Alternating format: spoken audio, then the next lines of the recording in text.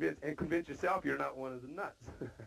Yeah, no offense to anything, but if we stick around without making something that's really meaningful, I mean, we have to deal with what we have to with the political systems and whatever. But this isn't. Those are just mechanisms we go through. They control all that. That's still all old line, dark age controlling rules about how to make change. See, so therefore nothing will ever change because nothing has changed. To the descendants of the tribes of Europe, the mining process.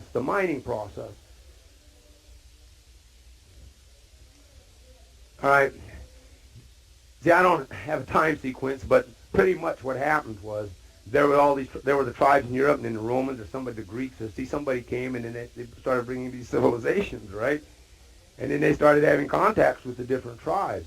So at some point, back in the time of the Greeks to the Romans, the tribes of Europe kind of basically went from being tribes to maybe, let's say, and I don't know what time this started. I don't remember when Rome was or the Greeks were, but it was before Christ. But by the time, say, 1,000 years after Christ, the tribes, the descendants of the tribes of Europe, they no longer knew they were tribes because they were now peasants and serfs and owned by the land, and they were property. Whoever owned the land owned them. And whoever owned the land had the right to do with them anything they wanted to do. The African experience to that came later. So did the native experience when they could get it to happen. See, but whoever owned the land, they could do what they want. So this was say maybe by 1,000 years. See, so but yeah, by about 1,000 years after Christ, this was the situation of the descendants of the tribes of Europe. So now they're in this situation, right? But they still pray the old way. See, they still believe in spirits. See, they still know that reality, spirit. So they still pray to spirits, and the women still have part of that role left within the community yet because their power is still recognized, that power representative of the earth. See, so certain of these things were still living because they were still of the being part. So then about, I don't know, 1100 or 1200,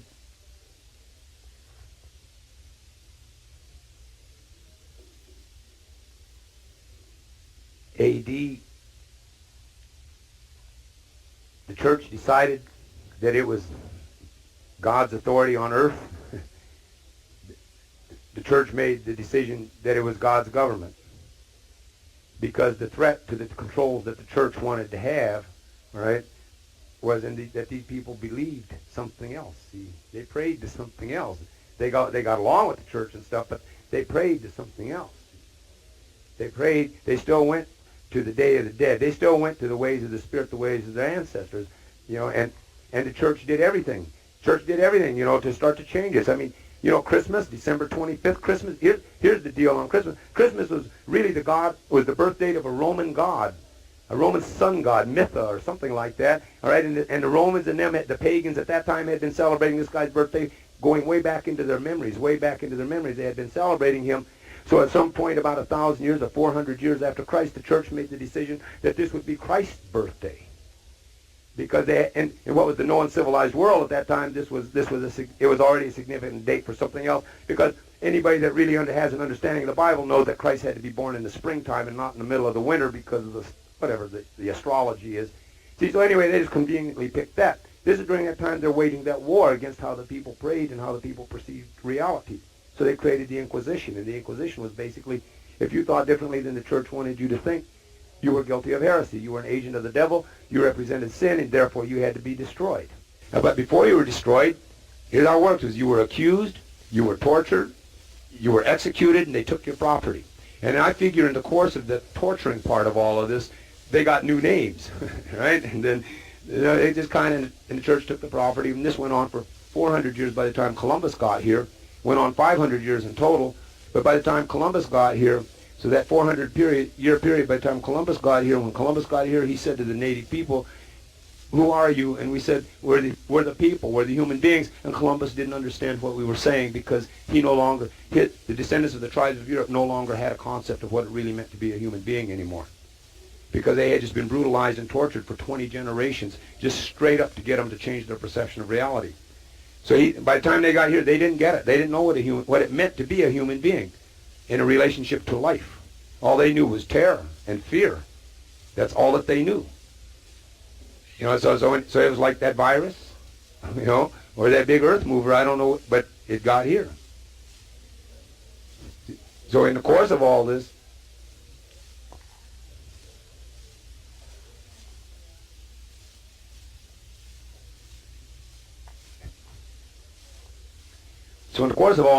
we end up where we are today.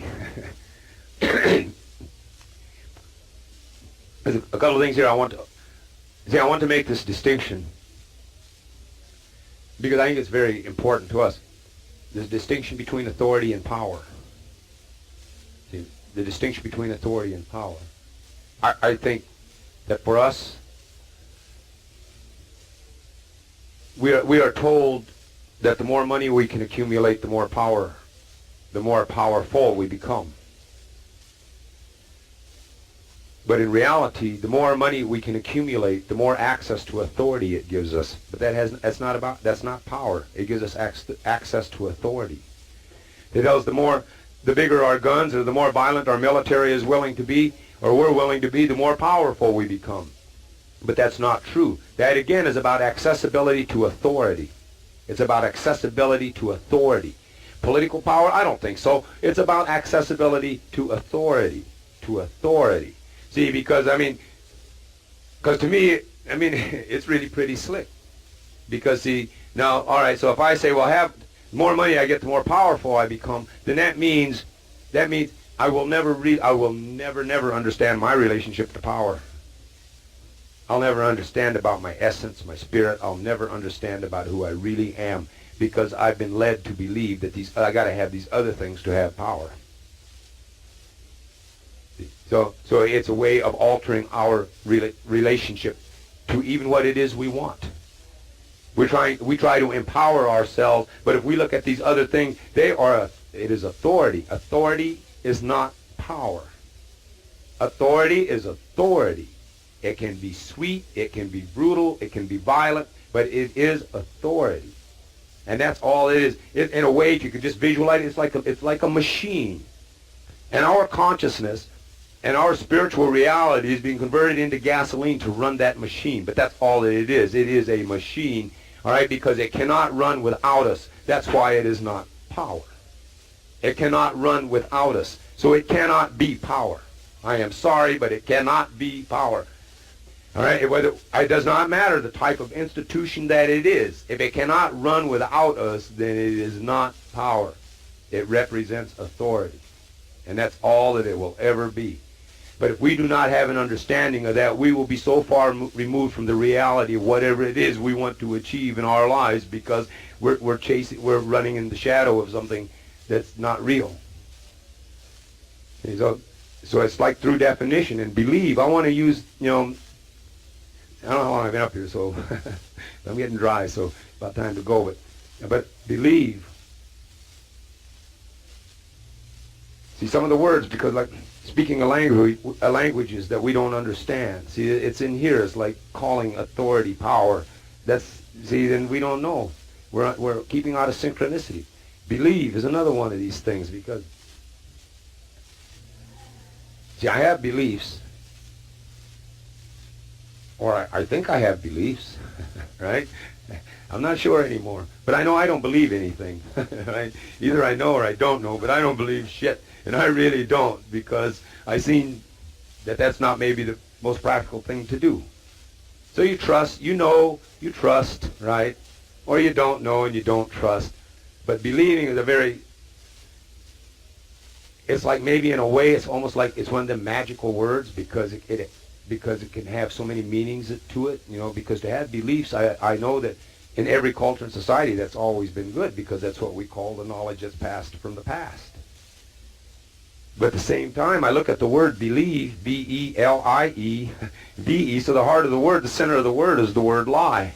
I have a problem with that, so I mean, but it's in that word, it's in there, so it means something. It truly means something, otherwise it wouldn't be in that word. Because words really, in reality, words are thoughts and feelings that are sent out into the vibratory world. It's like tossing a stone into a pond. There's going to be a ripple, so something is happening.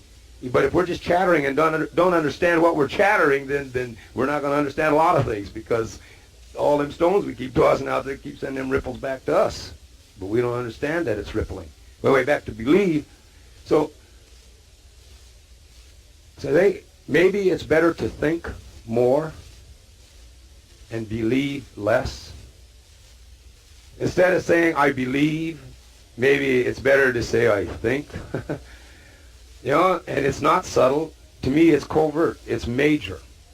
Because at what point do we start to believe something and then we no longer think about it because we don't have to, because we believe it now? Or even when we're thinking about what we believe, we're limited by the definitions of the belief itself. So we're just fooling ourselves. We're just fooling ourselves. Well, because we're not looking beyond the limitations. See, so beliefs, I think, are something that should be very carefully handled, and to just believe, I think it's better to think. I do, because think represents to me about fulfilling the responsibility of having an intelligence and activating it. So I think thinking does that. And thinking means we're active, we're participating. Believing means we're passive and we're waiting. It's kind of like hoping, and I don't mean anybody named Hope. I'm not meaning anything, right? But hope, because this is another word that gets used a lot, but it's one of them passive words again. Maybe we should pray more and hope less. And hope, now, like believe, see, one of them tricky words again, because hope, I remember I was 9 or 10 years old, and I was in a square room somewhere being colonized, and they told me about the Greek gods and the mythology of the Greek gods, and they said, well, the gods had they had this box of the 7 evils of the world, and all the evils of the world were in this box, so they gave it to Pandora and told Pandora, don't open the box, because that's the box of evil, so don't open the box. Pandora opened the box because she didn't know what evil was, kind of like Eve eating the apple, I think, right? That transition, sexism turning a thing. But anyway, so Pandora opened the box, and the 7 evils of the world came out, and then they said, oh, hold it, but hope ccame out also. The 8th thing came out. Hope came out so that we could help cope or deal with the evil. Now, I was 9 or 10 years old, but it didn't make sense to me.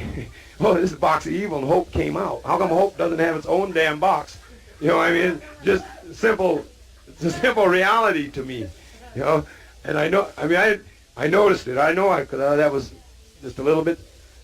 See, so maybe we should pray more and hope less, because again, it's about participating within our own reality and within our own consciousness and our own lives, because that's where a great deal of it has to take place, the participating. I'm going to read a little bit more, and then I'm going to be tired.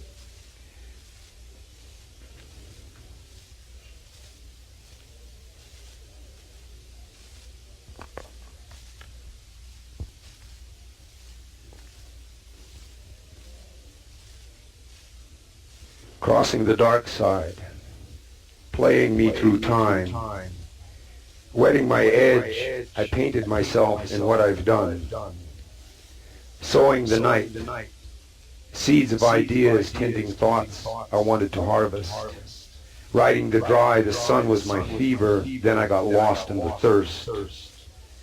Somewhere in time and youth, I used to know someone, but they sort of disappeared, along with some others I never got to mourn. Depending on who's dealing and what the deal is, have to watch what I say. It's what's used to hunt and track me down. Maybe the years buried what I couldn't carry. The reality of the bait is the nature of the trap, and what I couldn't carry waits for me anyway, waiting to be sprung. I'm just a spectator here. Times of transcending time, I should have done what I could, but went and did what I would. Don't be playing games with me. That'll start me playing too. The way shadows cross the line, I may have played more games than you. In the way angels kiss, we have this time around. Comes down to this, where we're going is how we're bound. The dormant violence of the subtle mind makes the cleanest cut, the hardest cut to find. That part where anger alone can't keep its promises of revenge. It takes the dance with rage to put fire to that page.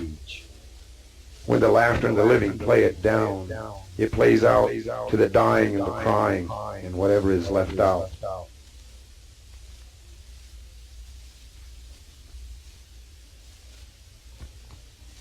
So our self-defense is our intelligence. It is our intelligence. We have to really, we really have to, because whatever it is within our own individual lives or collectively as a society, what's going to be given to the next ones, the next generation? What kind? We know we're going to leave behind. I don't know what we're going to give them, but we're going to leave behind a political system that just eats on them, and an economic system that does the same thing. Every system we're leaving behind just eats on them. And no matter how you code it materially or whatever, that's still the reality of what. So somewhere in there, it's about an understanding of our intelligence and using our minds. Somewhere it's in an understanding of that, about clarity and coherency. Because see, for us, I think it's like number one is like I don't think we should ever judge ourselves. I don't think we should judge ourselves. It's like, because going back to this thing here because I think it affects too many of us. This whole concept of the guilt, sin, and blame that was programmed into us to make us feel like we were lesser than we are. Because once people get it, then it becomes very hard for them to shake it. Because they're afraid to, not believe in God, a lot of things, not believe. All right. Well, anyway, so a lot of fears there, so people don't really look at stuff as cleanly as they should. But in our ancestral past, when we were born, see, we were given by the community that we knew. We were given all of the knowledge and information that the community had. So our mistakes were less. They were fewer. But see, we don't have that community to give us anything anymore. Very little knowledge given to us anymore that's about reality and keeping us real and helping us to be real. We don't get that knowledge anymore, and it's a much more predatory world because this predator eats our spirit. It doesn't just, it's not like some saber-tooth just came and ate us. This eats our spirit. So it's not, and so that the predatory nature of this one is how this one works. So the mistakes we make are going to be harder mistakes. See, but in reality, life is a continuum of experiences, and what we learn from the experiences says what life will be for us. That's the reality. Life is a continuum of experiences. It is an opportunity to learn from every experience, to gain knowledge. Not life is to gain knowledge, or life is to run from reality, but life is to gain knowledge. So everything that ever happens to us, we can learn from it. And if we got a trail of stuff, I don't really like that, but I can't stop doing it, then just accept that reality. Well, I don't really like that, and I dislike it so much I can't do that anymore, right? Because the negative aspects, these are what usually people use to tear themselves down.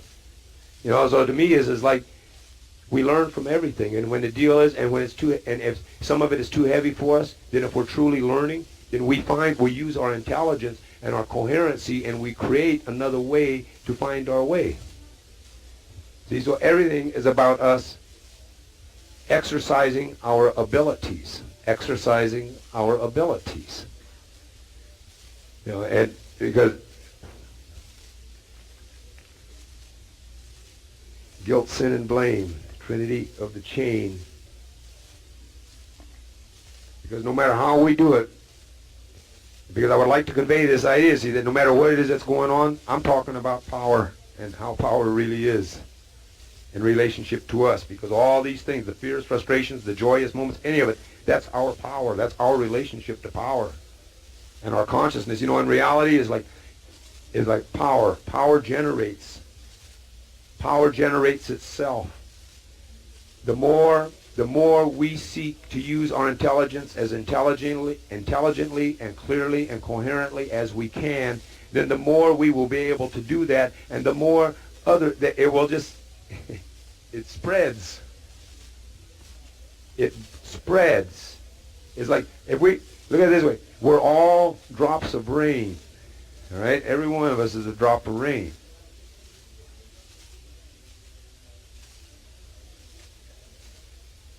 And with enough drops of rain, the wind will show up, right? And the thunder and the lightning, and you can make storm.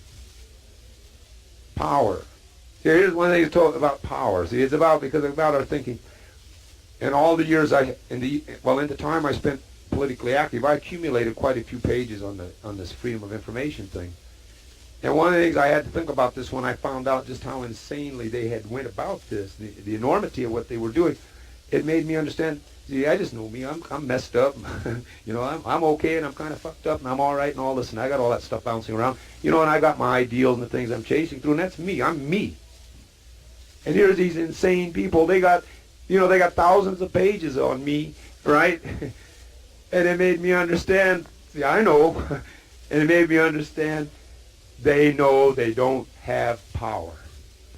It made me get it. That's what made me really understand it.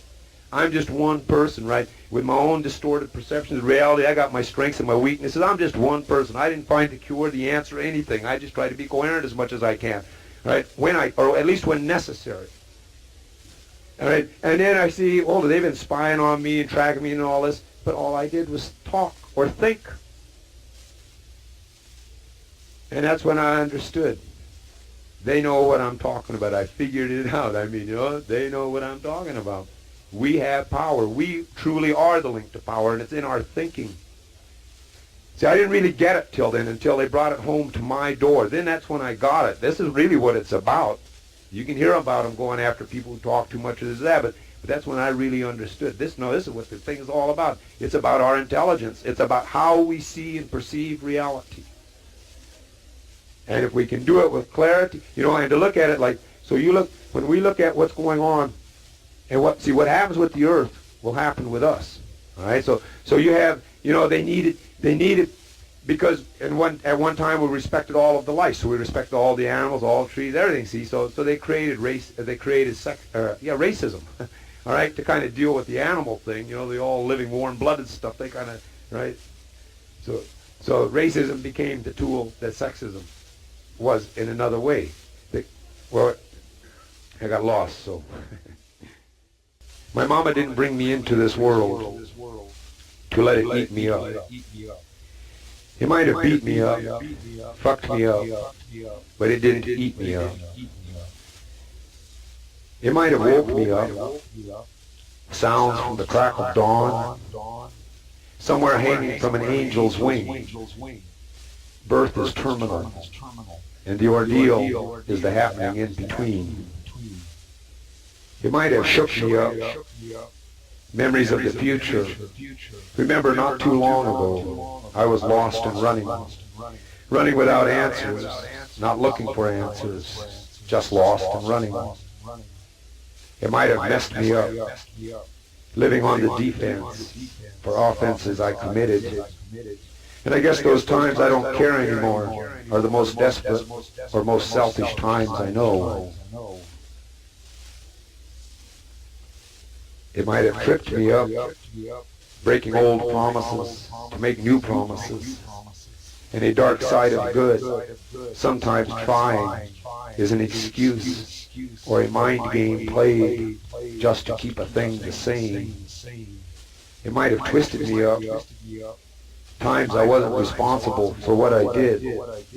Then come the times of consequence that I recognize as mine.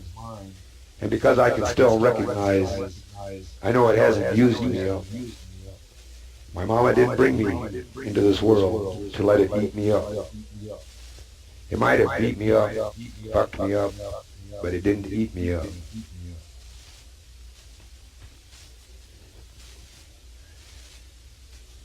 So everything is about here. Everybody has intelligence. Everybody has it. Sometimes we can use it to be smart, all right? And we're going to put that limiter on it. That's fine, right? We can use it to be intellectual. We can use it to be paranoid, insecure. We can use it for everything, see? Or we can use it as intelligently as we can, as often as we can. But that's it. I mean, that's really for us.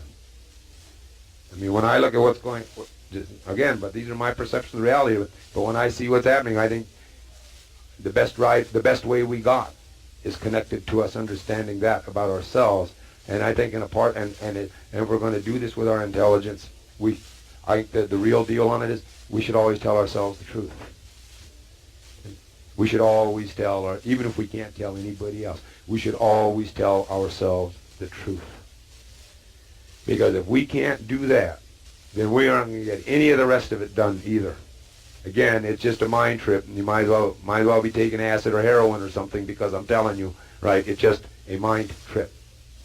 We have to be real. If we can't be real with ourselves, if we won't be real with ourselves, then there will always be something real lacking from whatever it is we're trying to do. So that's what I mean. We don't judge it. We just tell ourselves the truth. See, we know who we are. No rationalizations and self-justification. Tell ourselves the truth. Define reality. Our own defined reality. And the other thing, I'm going to read one poem, and I want to close out with this real quickly about democracy, because I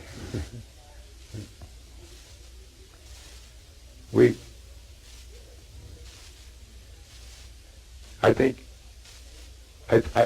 it's part of the mining process, the whole concept of democracy. So, and it's about using our intelligence.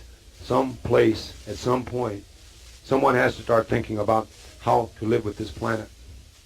And I'm going to tell you, as a native person, see, democracy doesn't fly anywhere with me, all right? Because democracy did to me what Hitler did to the Jews. And there's no excusing it. You can't make it better. You can't make it. You can say whatever you want, but it doesn't change the reality. It does not change the reality. Democracy formed itself here. It called us the enemy. It's in the damn papers. It's in the founding papers. It's in the very beginning papers. It didn't apply to us because we were the enemy. So and why were we the enemy? Because we were different, right? So but I want to look at democracy, because I am of the personal opinion it is your enemy also. All right? It was just more honest with me, and then tried to lie to me after it hunted me down and made me become the smallest numerical number of people on my own land base. Then it told me I was no longer the enemy, but I'm sorry, it's too late. You are the enemy now. All right? And this is the reality. See? So they tell us now, participate, vote, get your power there and participate in a majority rule system, and we're the smallest numerical minority. You know, I'm sorry, it doesn't make sense. This doesn't compute. What's intelligent about this? And this is the most stupid thing I ever heard, to tell us to vote now in this theoretical majority rule thing. All right? But to go to this, for every being, every person in this room, you go back to when it started to understand the nature of this. It says it's about majority rule. But that's a lie. It's not about majority rule, and it never was. All right? Because, now let's go back and we look then. Let's go back and look in that period of the 1700s. If you were a woman, you were mentally inferior and you had no right to vote because you couldn't think. It was man's business. If you were black, you were a slave and you were property, and you represented an extra vote for somebody. If they had enough of you, then you represented extra votes.